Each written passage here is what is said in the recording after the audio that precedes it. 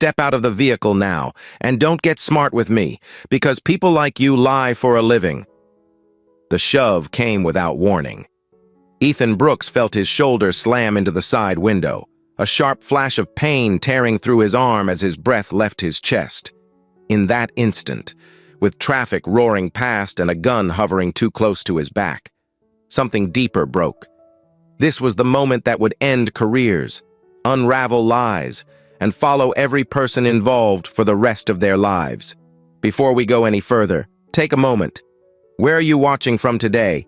If stories about truth, accountability, and justice matter to you, subscribe to the channel and give me a like. Your support keeps stories like this alive. Ethan Brooks had just completed a 12-hour shift with the Los Angeles County Sheriff's Department. He was still in uniform, dark green and neatly pressed, the gold badge centered on his chest, his name clearly stitched above his pocket. He drove a county-issued black Ford Explorer, government plates visible, department markings clean and unmistakable. The radio played softly as he headed north on the Interstate 95, thinking about the promise he had made to his daughter. He would be early tonight. A movie, popcorn, laughter, simple things that kept him grounded after decades of service. 22 commendations had taught him discipline, restraint, and patience. They had not prepared him for what was about to happen. Behind him, a patrol car closed the distance. Jake Harlan sat behind the wheel, eyes locked on the Explorer ahead. He did not run the plate. He did not call it in. He did not ask questions. He made a decision based on instinct, and that instinct was poisoned. He said nothing official. He needed no justification in his own mind. Tyler Reed watched quietly from the passenger seat. Megan Walsh leaned forward from the back, already tense, already convinced they were right. The lights came on. Red and blue cut through the late afternoon. Ethan sighed once, steady and calm, and eased onto the shoulder. He did everything by the book. He placed both hands on the steering wheel. He lowered his window. He kept his posture straight. He spoke clearly when he keyed his radio, reporting the stop to his internal channel. There was no response yet. That was not unusual. He waited. He had learned long ago that patience was a form of armor. Jake approached fast. His hand hovered near his holster. His voice was loud, sharp, and deliberately hostile. He demanded documents that were already visible. Ethan responded evenly, identifying himself, stating his rank, his department, his status. He did not raise his voice. He did not argue. He knew escalation could be fatal. Megan moved behind the vehicle, circling with purpose. Tyler opened the passenger door without permission, touching papers that were not his to touch. The situation slipped from tense to dangerous in seconds. Jake told Ethan to step out. Ethan complied. The moment his boots hit the pavement, the tone shifted. Jake closed the distance. He accused. He sneered. He dismissed the badge as if it meant nothing. When Ethan tried once more to speak, to explain, to slow the moment, the shove came. The pain was sharp but controlled. The humiliation was worse. Ethan tasted metal and blood and swallowed it back. He focused on his breathing. He kept his hands visible. He did not resist. Inside, something else was happening. A calm alarm sounded on his wrist, a silent call for help. Stephanie Ortiz received it and did not hesitate. She knew Ethan. She trusted him. She understood what that signal meant. Within seconds, phones rang that were not meant to ring on a Saturday afternoon. Names moved through command channels with urgency. One of those names was Victoria Morales. Traffic slowed, drivers stared. 2 civilians pulled over, sensing something was wrong. One raised a phone, then another. Ethan did not look at them. He stared straight ahead at the hood of his own vehicle. He thought of his daughter waiting. He thought of how many times he had taught younger deputies to remain calm when dignity was being stripped from them. He held on to that lesson now. Jake continued to talk. His words were careless. His tone was cruel. He believed himself untouchable. He did not notice the cameras. He did not imagine consequences. He saw only power, and power made him reckless. Tyler stood frozen, trapped between obedience and fear. Megan barked orders that made no sense. Her voice tight with anger she could not explain. None of them realized that the balance had already shifted. Ethan felt the sting along his elbow where skin had torn. He felt the weight of years pressing down on that moment. He had worn the same uniform as the men around him. He had enforced the same laws. He had sworn the same oath. And still, here he was, treated as an enemy on the side of a freeway he had patrolled for most of his adult life. He did not know who was watching yet. He did not know how fast the images were spreading. He did not know that within minutes. This stop would escape the shoulder of the Interstate 95 and move into millions of hands across the country. What he did know was simple and devastating. This was wrong, and wrong, once seen clearly, has a way of demanding its price. Somewhere down the line, long after the bruises faded and the reports were filed, people would look back at this moment and call it a turning point. They would say it was inevitable. It was not. It was a choice made by men who believed they would never be held accountable. And on that Saturday afternoon, under open sky and watchful eyes, that belief began to collapse. Ethan Brooks remained facing the hood, palms flat, fingers spread wide as instructed, even as his shoulder throbbed and his elbow burned where skin had split. He keyed his radio again, slower this time, forcing calm into every syllable. Unit 27. David, repeating. Traffic stop on Interstate 95 northbound at mile marker 42. I am requesting supervisory response. The transmission crackled and went unanswered. That silence told Jake Harlan exactly what he wanted to hear. Jake stepped closer, invading the last inch of space Ethan had left, his shadow falling over the badge that should have ended this before it began. Nobody's coming, Jake said. That's how this works. Ethan did not turn his head. He did not raise his voice. Someone always comes. He replied, eventually. Jake smiled at that, thin and humorless. Not for you, he said. Megan Walsh moved with restless energy behind them, her boots scraping against asphalt as she circled the vehicle again, scanning traffic, scanning Ethan, scanning for threats that did not exist. Her hand rested on her baton. Her posture was aggressive, practiced, ready to justify force if the moment demanded it. He's not cooperating, she said loudly, planting the narrative she wanted on record. Tyler Reed flinched at the word.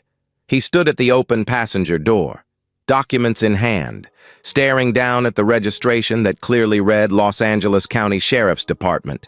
His mouth opened once, then closed. He said nothing. His silence became part of the scene.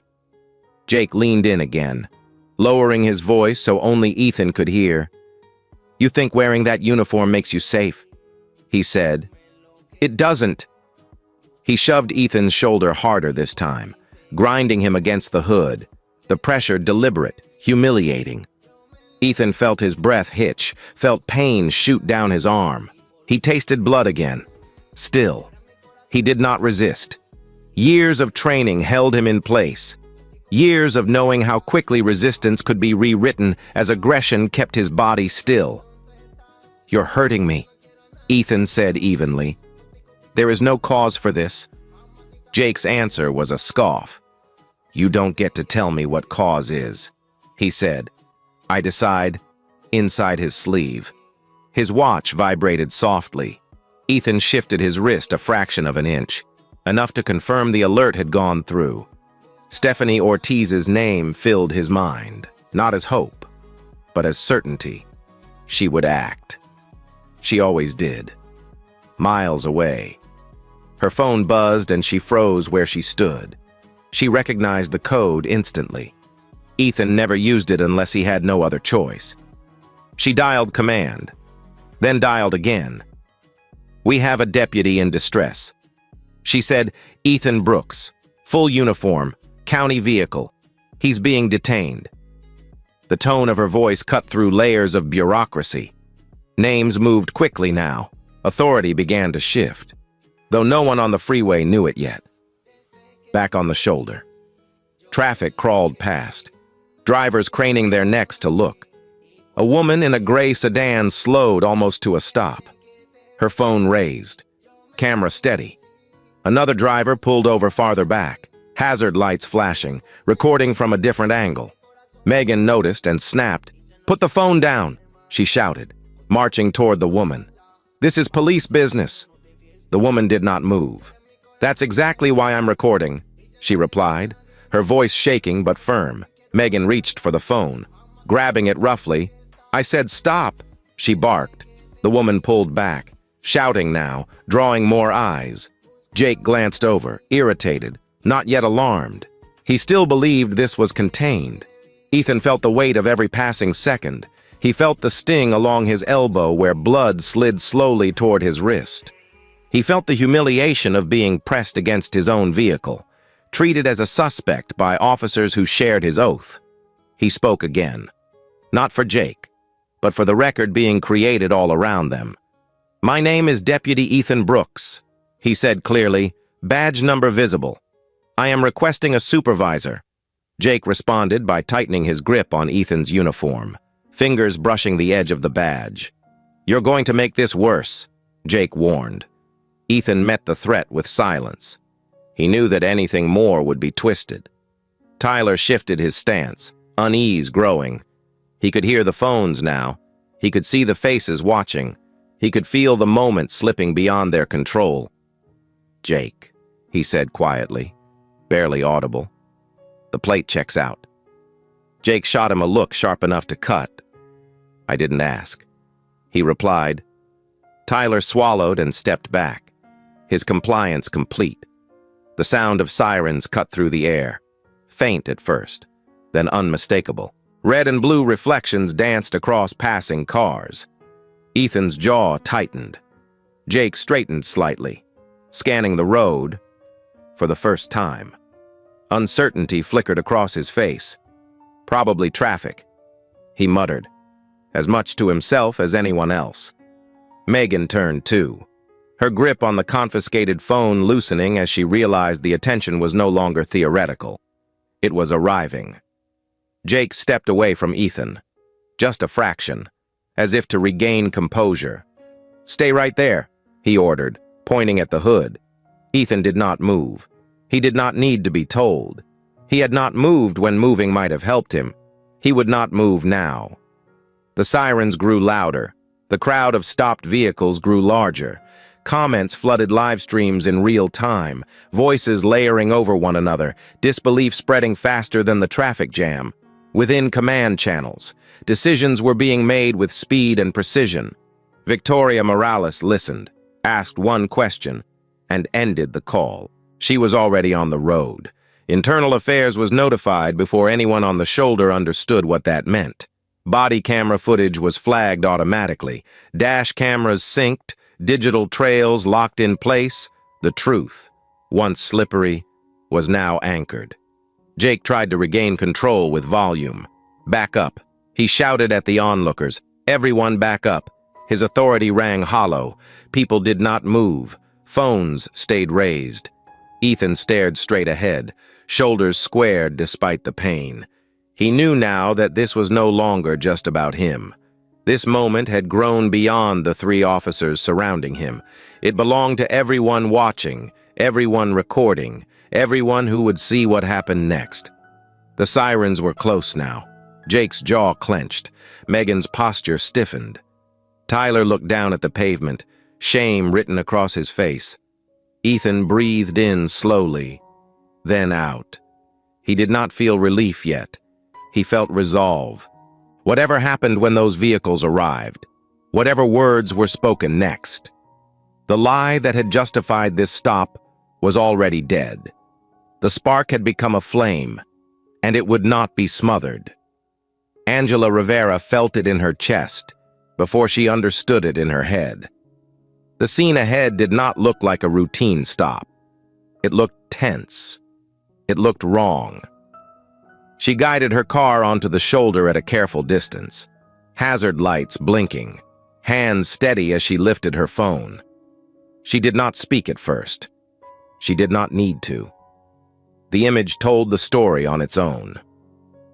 A black sheriff's deputy in full uniform stood pressed against the hood of a county vehicle. 3 officers surrounded him. One stood too close, another circled, a third hovered near an open door. Within seconds, viewers began to appear on her screen. The count climbed fast. Comments stacked. "He's in uniform. Why are they touching him? This makes no sense." Michael Harris saw the same thing and trusted his instincts. He pulled his truck in behind Angela, keeping space, angling his camera for a clear view. He hit record and then called emergency services. His voice was calm, measured, precise. He described what he saw without speculation. A uniformed deputy detained by officers, possible excessive force, location confirmed. He stayed on the line. He understood that accuracy mattered. His camera caught everything Angela's could not. 2 angles, 2 witnesses, no confusion.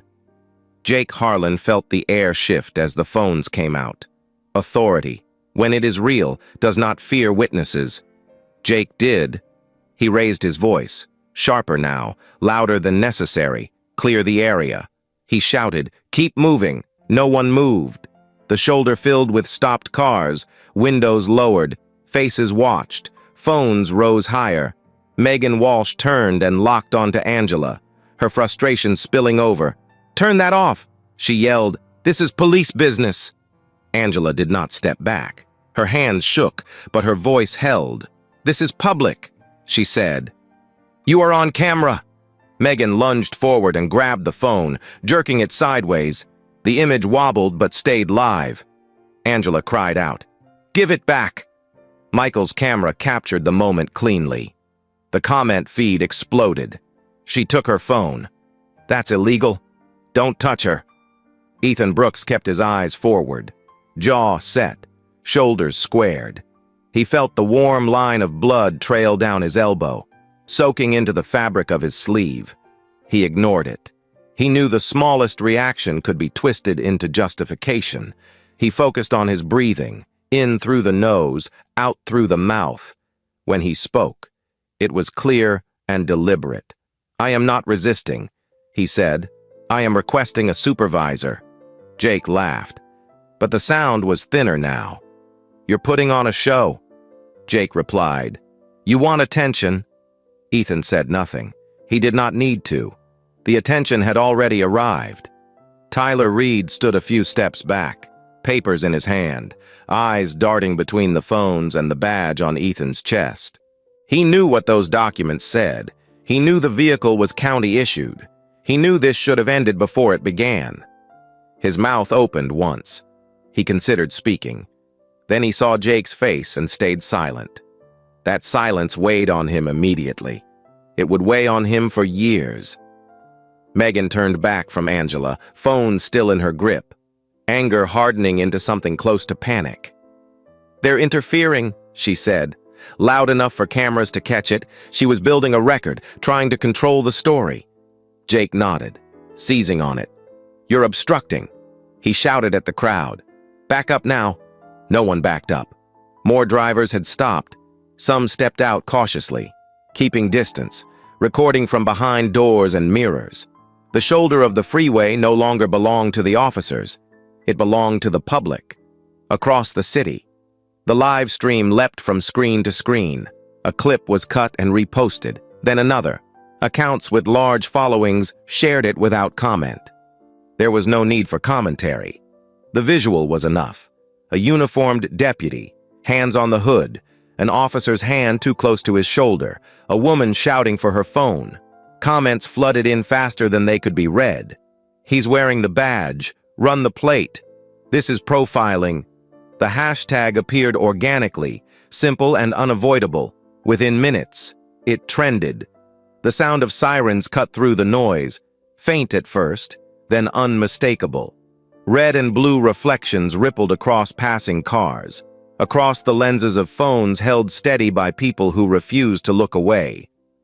Jake scanned the road, irritation giving way to unease. He had expected compliance. He had expected silence. He had not expected witnesses. Megan's grip loosened. She glanced from one camera to another, realizing how many angles were capturing her face. Michael narrated quietly for those watching, careful not to speculate. Multiple units approaching. He said, "Response appears internal." His calm steadiness anchored the moment. Ethan felt a strange stillness settle over him. Pain remained. Humiliation remained. But fear had shifted. It no longer belonged only to him. He spoke again, not to argue, not to plead, but to mark the moment. "I have complied," he said. "I am asking this to stop." His voice carried clearly. It was captured cleanly. It spread outward, clipped and shared, a statement of fact that could not be erased. Megan turned back to Angela and thrust the phone into her hands, hard enough to jolt her. "Leave!" she snapped. Angela did not leave. She stepped back, raised the phone again, and kept recording. "You should be ashamed," she said, her voice shaking but strong. The comment feed surged. Applause emojis, words of disbelief, calls for accountability. Jake tried to step back into control, moving toward Ethan again. But the sirens were close now. Vehicles slowed to a standstill. Doors opened. More phones rose. The shoulder had become a stage, and the audience was no longer passive. The 1st Los Angeles County Sheriff's Department unit pulled in, lights flashing. A hush rippled through the crowd. Not silence, but focus. Ethan did not turn. He kept his eyes forward, hands still visible. He felt the pivot happen, the balance of power shifting in a way that could not be reversed. Somewhere far beyond the freeway, people were watching live. They were forming opinions. They were saving clips. They were asking questions that would demand answers. Jake took a half step back, recalculating. Megan stood rigid, jaw tight. Tyler stared at the pavement. Michael kept recording. Angela steadied her hands. Ethan breathed in and out, slow and even. He knew now that this moment had escaped the control of anyone who wanted it buried. It lived in phones and feeds and memory. Whatever happened next, whatever words were spoken when authority finally arrived, the truth of this stop had already been preserved. As more lights filled the shoulder and the sirens faded into a controlled silence, one fact stood clear to everyone watching, near and far. This was no longer a question of misunderstanding. It was a test, unfolding in real time, of whether power would protect itself or correct itself, and with every second recorded. That answer drew closer. The 1st Los Angeles County Sheriff's Department patrol car cut across lanes with authority, its lights washing the stalled traffic in red and blue. A second followed close behind, then a third. Sirens shut down almost at once, not fading in confusion, but ending cleanly, as if on command. Doors opened, boots hit pavement in controlled rhythm. The noise of the freeway seemed to lower itself, as though the moment demanded attention. Phones stayed raised, but voices dropped. Everyone sensed that something had changed. Victoria Morales stepped out of the lead vehicle. She did not hurry. She did not scan for cameras. She walked forward with purpose, posture straight, eyes sharp, taking in the scene in one disciplined sweep. A uniformed deputy pressed against a hood, blood on a sleeve. 3 officers positioned not as colleagues, but as captors, civilians recording from every angle. She stopped several feet away and spoke without raising her voice. "What the hell is going on here?" The question was not emotional. It was surgical. Jake Harlan snapped to attention, relief flickering across his face before calculation replaced it. "Suspicious vehicle," he said quickly. Driver was uncooperative. Victoria did not respond immediately. She looked past him. She looked at Ethan Brooks. She took in the badge, the uniform, the controlled stillness of a man holding himself together under pressure. Her eyes dropped to the blood on his elbow, then lifted again. When she turned back to Jake, her expression had hardened, suspicious. She repeated, "You stopped a clearly marked county vehicle, driven by a uniformed deputy. On what grounds?" Jake opened his mouth. The words did not come. Megan shifted her weight. Tyler stared at the pavement. Silence filled the space where justification should have been. Victoria stepped closer to Ethan. Her tone softened, but her authority did not. "Deputy Brooks," she said, "are you injured?" Ethan answered immediately. "Yes, ma'am." He said, "Minor injuries. I complied with all commands. I requested a supervisor multiple times." His voice was steady. It carried. Phones caught every word. Victoria nodded once. She turned to Jake again. "Did you run the plate?" she asked. No answer. "Did you verify his identity before using force?" Again. Nothing. The silence was no longer neutral. It was damning. Her voice carried farther now, deliberate, precise. "That is Deputy Sergeant Ethan Brooks," she said. 17 years of service, 22 commendations, and you have him bleeding on the side of a freeway." Jake tried to recover. "Chief, we believed—" She cut him off without raising her voice. "You believed wrong." The words landed clean and final. There was no argument left to make. She turned and issued orders with calm efficiency. "Separate them," she said. "Now." 2 deputies moved instantly, positioning themselves between Ethan and the 3 officers. The physical space mattered. It reset the scene. Power shifted not through force, but through authority exercised correctly. Unmarked vehicles pulled in moments later. Brian Fletcher stepped out first, already reviewing notes on a tablet. Jennifer Adams followed, eyes up, scanning, documenting. Internal Affairs had arrived, not in haste, but with precision. They had seen the footage. They did not ask broad questions. Brian spoke quietly to Ethan. "Medical is on the way," he said. "You're safe now." Ethan nodded once. Jennifer addressed Jake.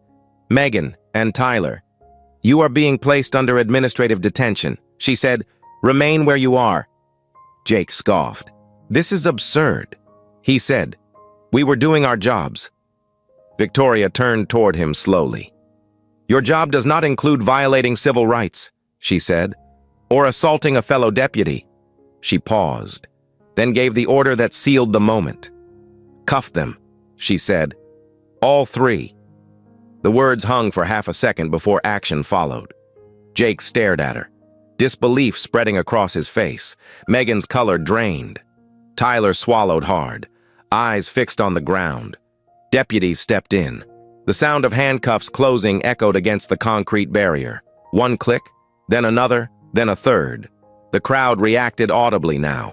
Gasps, shouts of disbelief. Someone clapped once, sharp and loud. Phones zoomed closer. The reversal was complete. Ethan was guided gently away from the hood. A medic arrived and began examining his shoulder and elbow, speaking quietly, professionally. Ethan lowered himself onto the bumper of a patrol car. Breathing deep as the adrenaline faded, Victoria stood nearby, giving him space but not leaving. "I'm sorry this happened," she said quietly. Ethan met her eyes. "So am I," he replied. There was no anger in his voice, only fatigue, and something heavier beneath it. Jake sat on the asphalt, hands cuffed behind his back, staring at nothing. Megan stood rigid, jaw clenched, eyes forward. Tyler looked down at his cuffs, the weight of his choices settling in. Brian Fletcher read them their rights, his tone even, unemotional.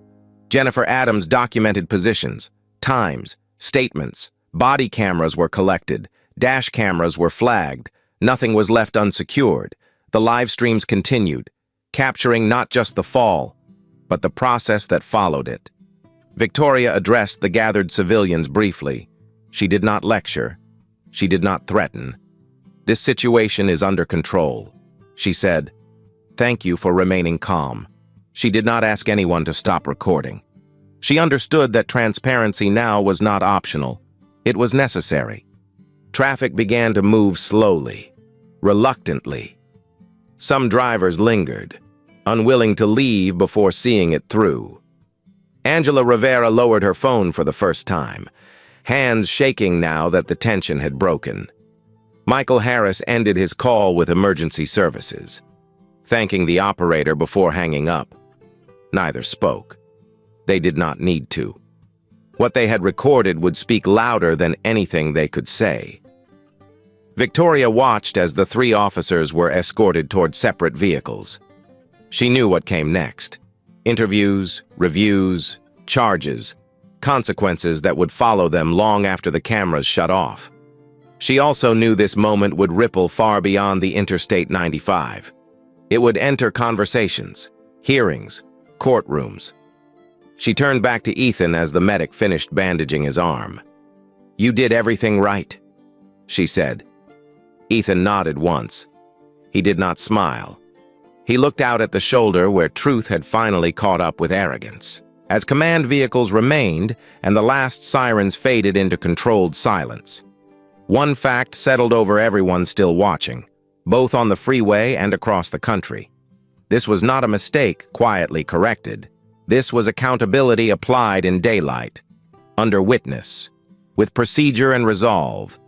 And for the first time since the stop began, there was nowhere left to hide. The room had no windows by design. It did not allow daylight, distraction, or comfort over the next 48 hours. It became the place where reputations collapsed and truth hardened into record. Brian Fletcher sat at the center of it all, his voice low and precise, guiding the process with patience earned over decades. Jennifer Adams sat beside him, her notes meticulous, her questions exact. They did not rush. They did not editorialize. They let evidence speak, and it spoke loudly. The first body camera clip played without interruption.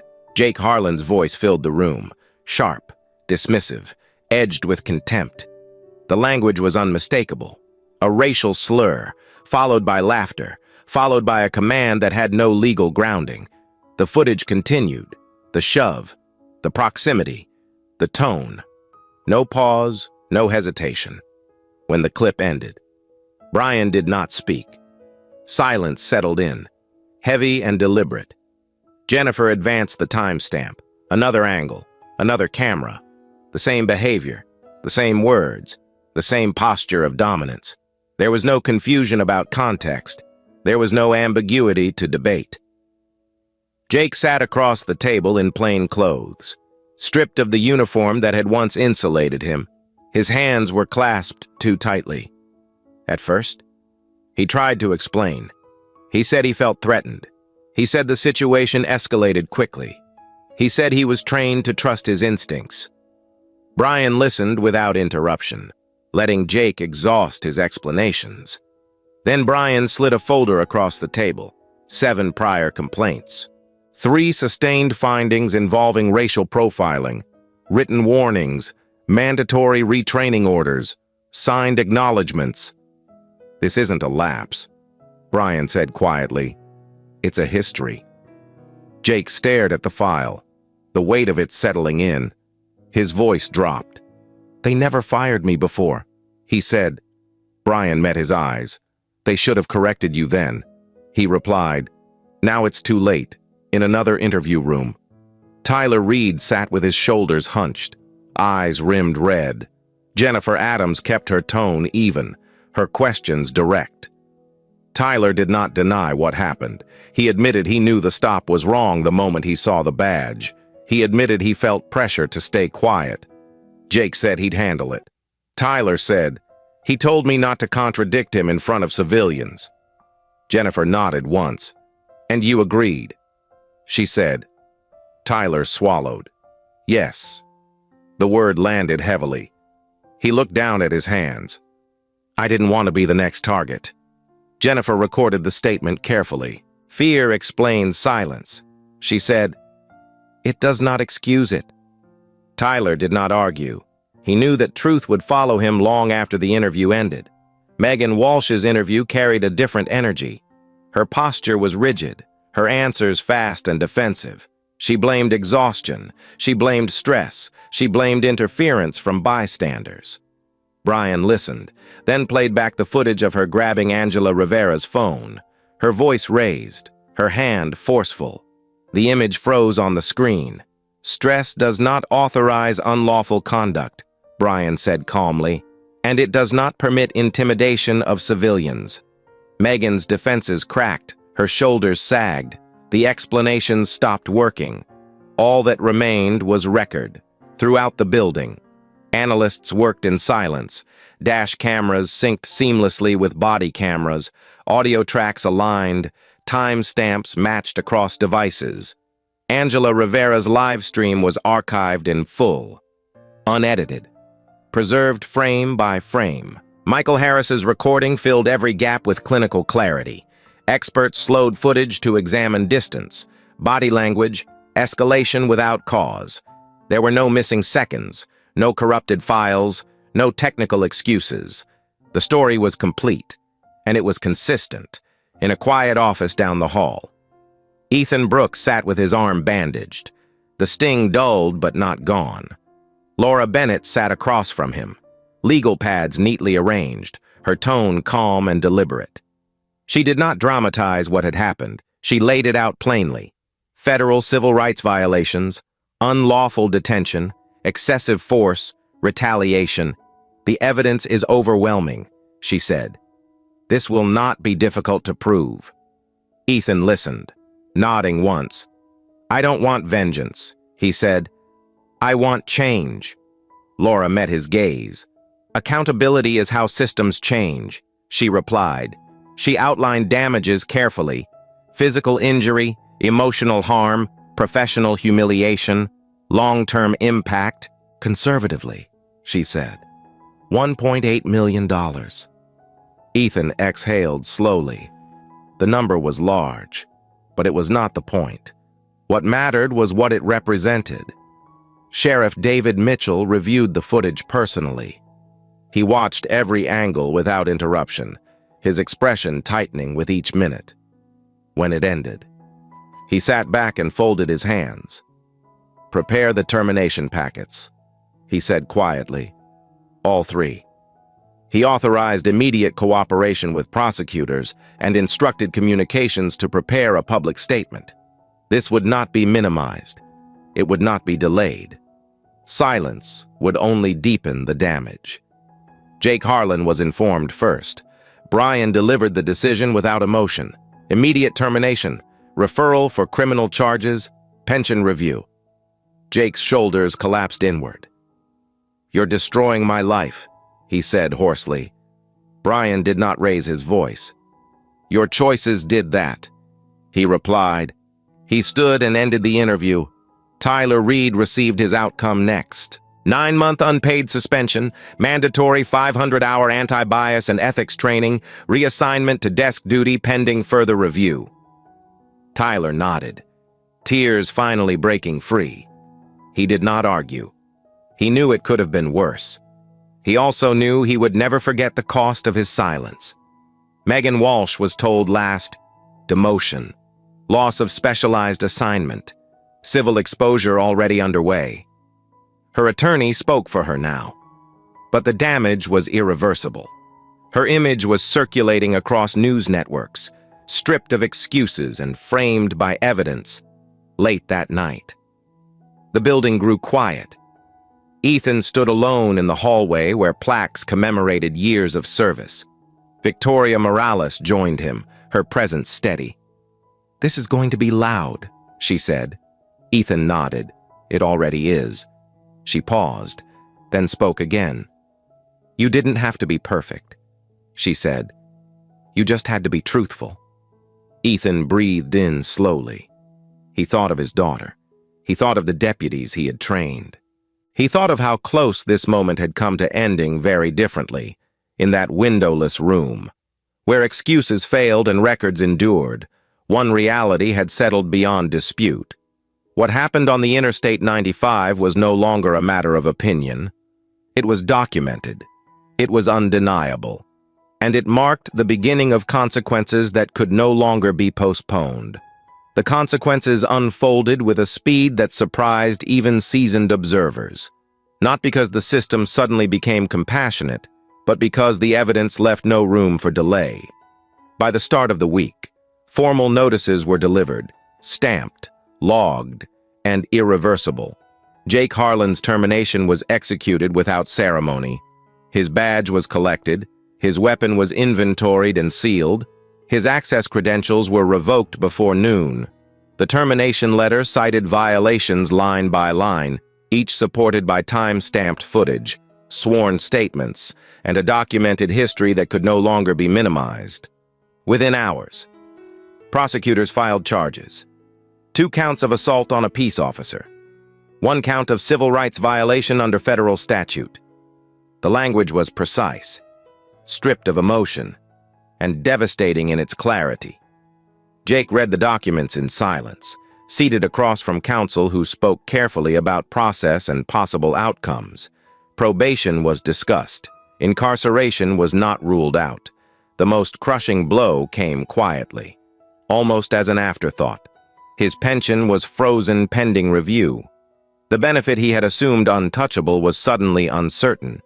The system he had trusted to protect him now moved with the same indifference he had once shown others. There was no speech, no apology, only procedure. Tyler Reed's outcome arrived next, delivered in a smaller room with fewer witnesses. 9 months unpaid suspension, mandatory completion of 500 hours of anti-bias, ethics, and intervention training, immediate reassignment to administrative desk duty, no patrol authority, no supervisory pathway for the foreseeable future. The report acknowledged his cooperation and his eventual admission. It also documented his failure to act when action was required. Tyler signed the acknowledgement with shaking hands. He did not protest. He understood that the record would follow him for the rest of his career. A permanent reminder that silence carried its own cost. Megan Walsh received her notice later that day. The timing was deliberate. Demotion to basic patrol officer, removal from specialized units, loss of rank-based privileges. The civil case against her moved quickly, driven by footage that required no interpretation. The moment she seized Angela Rivera's phone played repeatedly in filings and hearings. Stripped of context, frozen in fact, the settlement amount was severe. $650,000 in personal liability. Her insurance declined full coverage within weeks. She filed for personal bankruptcy. Statements from her attorney spoke of pressure and exhaustion, but the public response was unmoved. The images had already decided the matter. Sheriff David Mitchell addressed the public from the department's main briefing room 2 days later. He stood alone at the podium, command staff seated behind him, the department seal centered and unavoidable. He did not deflect responsibility. He did not hedge his language. What occurred on the Interstate 95 was unacceptable. He said, it violated the law, department policy, and the trust of the community. He apologized directly to Ethan Brooks by name. He then announced a comprehensive $50 million reform initiative. The details were specific: independent oversight with subpoena authority, mandatory early intervention systems for repeat complaints, expanded body camera audits reviewed by external panels, clear duty to intervene requirements, enforceable with discipline. The reforms were not framed as goodwill. They were framed as correction. Public reaction was immediate and sustained. Peaceful protests formed outside county buildings and courthouses. Signs were held high. Chants echoed through city blocks. The video played on large screens, no longer shocking, but instructive. It became a reference point in discussions about authority and accountability. Community leaders demanded meetings. Victoria Morales attended many of them personally. She listened more than she spoke. When she did speak, she did not offer slogans. She offered timelines and benchmarks. Trust, she acknowledged, would not return on command. It would have to be earned in federal court. Laura Bennett advanced the civil case with methodical precision. The Section 1983 claim moved swiftly. The county's legal team reviewed the evidence and advised settlement. There was no viable defense. Prolonging the case would only deepen the damage. The settlement matched projections, $1.8 million. The agreement included binding non-monetary terms, policy changes, training mandates, ongoing external review. Ethan Brooks read every page before signing. He did not smile when it was done. He understood that compensation did not erase humiliation or pain. It acknowledged them. Nothing more. Jake Harlan appeared at his arraignment weeks later, standing alone at the defense table. No uniform, no badge, no authority. The charges were read aloud. Each count stated clearly for the record. The judge's tone was neutral and firm. Conditions were imposed. Firearms surrendered permanently. Travel restricted. Probation recommended pending further proceedings. When court recessed, Jake walked out through a side door, cameras following despite his refusal to look up. The image circulated widely, a stark contrast to the confidence once displayed on the freeway. Tyler Reed began his reassignment quietly. He reported to an office far from patrol, processing records and compliance reports. The training sessions were long and uncomfortable. They forced him to confront the cost of inaction, the damage done by deference to the wrong authority. He listened. He took notes. Whether the experience would change him permanently remained uncertain. The system had chosen correction over expulsion. It had not offered absolution. Megan Walsh returned to patrol under a different reality, stripped of status, stripped of insulation. Every interaction now carried scrutiny. Media coverage shifted from outrage to cautionary example. Former colleagues kept their distance. Supervisors documented everything. The authority she once exercised casually now came with limits she could not ignore. Ethan Brooks watched these developments from a deliberate distance. He testified when required. He attended hearings when summoned. His statements were brief, factual, and consistent. He did not insult. He did not celebrate. When asked by reporters how it felt to see careers dismantled, he answered with restraint. Accountability matters. He said, "That's all." His credibility remained intact because he never reached beyond the truth. Within the department, change took hold unevenly but visibly. Supervisors reviewed complaints with new urgency. Body camera audits increased in frequency and depth. The duty to intervene was no longer an abstract principle. It was written into evaluations and enforced with discipline. Training materials repeated the message without apology. See it, stop it, report it, or answer for it. What began as a traffic stop had become a reckoning not because of outrage alone, but because the system had been forced to confront itself in public view. Careers ended, futures shifted, policies rewrote themselves under pressure. The process was imperfect and incomplete, but it was real. For once, consequences matched conduct. And that fact, more than any settlement or statement, marked the true weight of what had occurred. 3 months after the stop on the Interstate 95, Ethan Brooks returned to duty without announcement and without ceremony. There was no press release, no staged photograph. He reported early, as he always had, buttoned his uniform carefully, and stood for a moment before pinning on his badge. It felt heavier now, not with pride, but with meaning. The department had changed his assignment. He was no longer placed in routine patrol rotation. Instead, his days were spent in training rooms, briefing halls, and classrooms that had once treated ethics as a checkbox rather than a standard.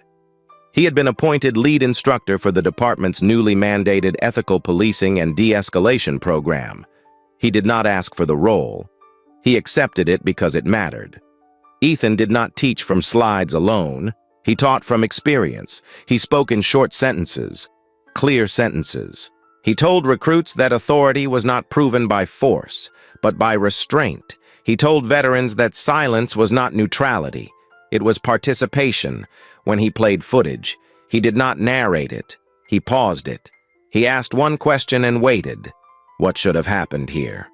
The room often stayed quiet longer than was comfortable. He allowed that discomfort. He knew growth lived there, when answers came. He corrected without humiliation and without apology. Respect was not optional. Intervention was not negotiable. The tone was firm, not emotional. That was what made it effective. Attendance was mandatory at first. Engagement followed later. Deputies who had dismissed reform language in the past now leaned forward. Some asked questions after class, quietly, without cameras. Ethan answered all of them the same way, honestly. He did not present himself as a hero. He presented himself as a warning and a reminder. The lesson was simple. The badge does not protect you from consequences. It magnifies them, beyond the department. The video continued to move. Angela Rivera's live stream crossed 42 million views across platforms, replayed not for shock, but for clarity. Journalism schools dissected it frame by frame. Law schools debated it in civil rights courses. When the Pulitzer Committee announced its annual awards, Angela's name appeared under citizen journalism. She stood at the podium briefly, voice steady, and said only that she had not planned to become part of history. She had simply refused to look away. She thanked Ethan by name. She thanked Michael Harris. She thanked every person who chose to record instead of turning their head. Michael declined interviews. He issued one short written statement and nothing more. He said that accountability required witnesses and that silence only benefited the wrong people. His footage remained part of the public record, unedited and precise, used in court filings, training modules, and oversight hearings. It did not age. It did not soften. It continued to speak. Community forums did not disappear after the headlines faded. They evolved. Anger did not vanish, but it sharpened into expectation. Residents asked specific questions. How often are complaints reviewed now? Who reviews them? What happens if a supervisor ignores them? Victoria Morales attended many of those meetings herself. She stood without a podium. She gave numbers. She gave timelines. She admitted where progress lagged. She did not promise perfection. She promised enforcement. Trust did not return overnight, but it began to move, slowly, because consistency replaced denial. One late afternoon, traffic slowed again on the Interstate 95, this time for a disabled vehicle on the shoulder. Ethan spotted it during routine monitoring and pulled over without hesitation. The driver was a black man in his 30s, phone pressed to his ear, shoulders tight with frustration. When Ethan approached, he did so deliberately, hands visible, posture open. "Good afternoon," he said calmly. "I'm Deputy Brooks. How can I help you today?" The man hesitated, eyes scanning Ethan's uniform, his face, the badge. Then he exhaled. "Car just quit." He said, "Didn't know who to call." Ethan helped push the vehicle to safety. He waited until assistance arrived. He made sure the man was okay before leaving, when they shook hands. The grip lingered a moment longer than necessary. It was a small exchange. It carried weight. At home. Ethan noticed the changes in himself before anyone commented on them. He slept lighter. He listened more carefully. He answered his daughter's questions with honesty measured for her age. When she asked why people sometimes recognized him, he chose his words carefully, because doing the right thing matters. He said, She nodded and returned to her homework. To her. The answer was enough. The case became a reference point in policy circles. Other departments requested copies of the training curriculum. State legislators cited the reforms during hearings.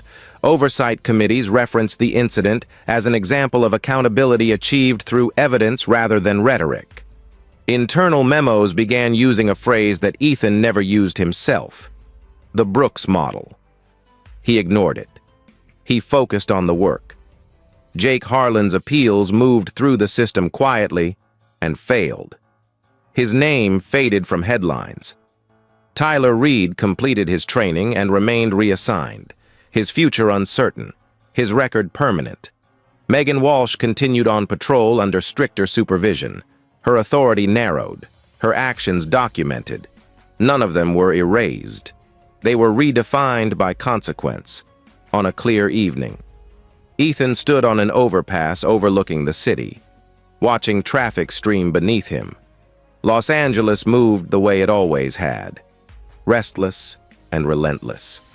He touched the badge on his chest once, not out of pride, but out of resolve. It no longer represented power to him. It represented duty, humility, and restraint. Justice had not arrived in a single moment. It rarely did. It arrived in records preserved, in cameras turned on, in supervisors who chose action over comfort, in civilians who refused to look away. What began as humiliation had become instruction. What began as abuse had become reform.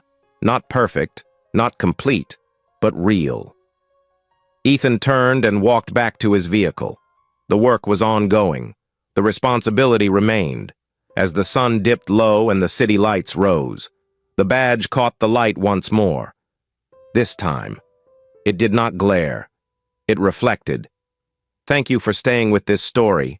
If it moved you, please subscribe to the channel, give this video a like, and share it with someone who believes accountability matters. Your support helps keep stories like this alive.